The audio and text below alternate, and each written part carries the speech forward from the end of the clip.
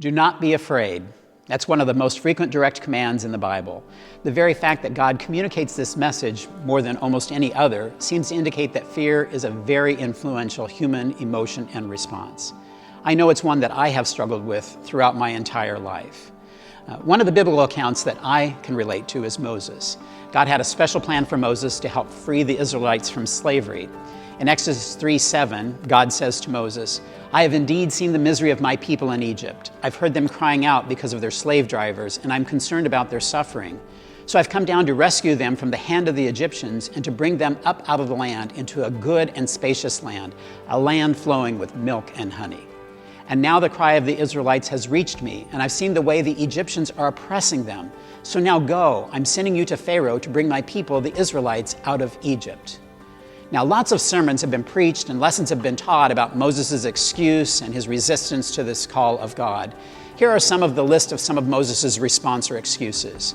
Verse 3:11 says, "Who am I that I should go to Pharaoh and bring the Israelites out of Egypt?" Verse 4:1 says, "What if they do not believe or listen to me?"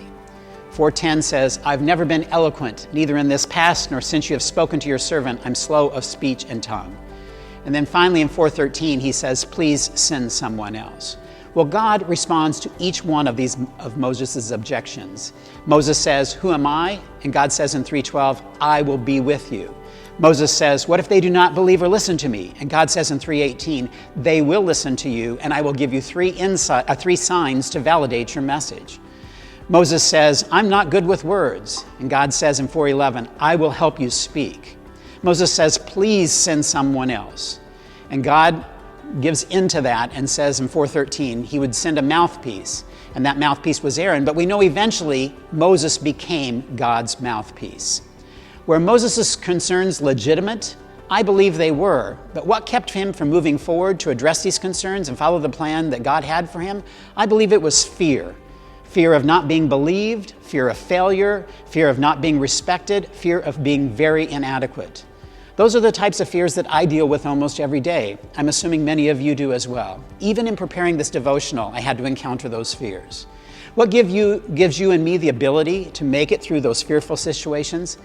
I believe it's the very same answers that God gave to Moses, that he will be with us and he will help us. As I mentioned at the beginning of this devotional, do not be afraid is one of the most frequent direct commands in Scripture. Almost every time this command occurs, if you look somewhere else in the context, you will find out that it says, "For I am with you." The Holy God is with us. And here are some practical steps I use to deal when I'm encountering fear. First of all, I just acknowledge it to myself that I'm afraid. I think that's important for me to make that acknowledgement. Second, I acknowledge it to God and let him know that I see that I'm afraid. And I talk to God about why I'm afraid. I've often found that my fears and other people's fears are rooted in our histories. There's a reason why we're afraid, and to acknowledge that helps us sometimes be set free from those things. I also ask him to help me with my fears and to take a step of trusting him, whatever that looks like right now, right here. And so I encourage you to join with me together, and may we remember God's promises to us. Do not fear, and why is that? For he is with you.